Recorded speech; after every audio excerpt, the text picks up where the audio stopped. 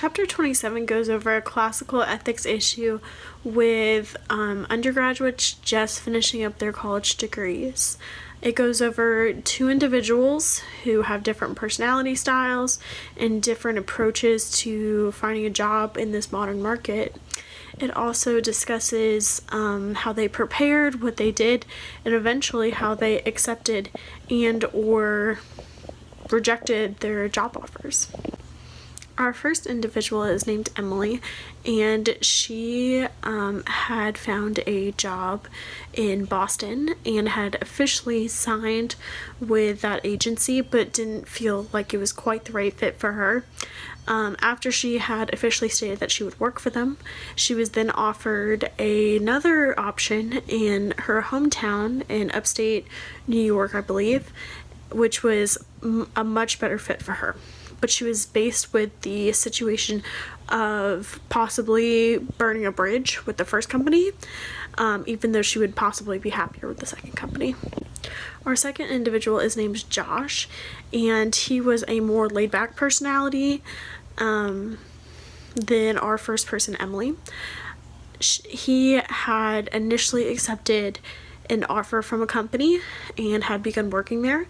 And we saw the discussion between him and his professor, and he emailed him and said that he was in his second week of working, but he didn't feel like it was the best option for him. He also got a follow-up interview/call with a different employer who he felt would be a better fit for him, but didn't want to burn any bridges since he was already working there. Emily ended up speaking with the second company that was a better fit for her, and she did want to accept that position, but she felt that she had to be clear and express to the first company who wanted her that it just simply would not be a great fit for her, and that she needed to stay in her hometown and financially, and that it was just the best fit for her. So she decided to do that up front and as authentically as possible, and politely asked to be released from her contract.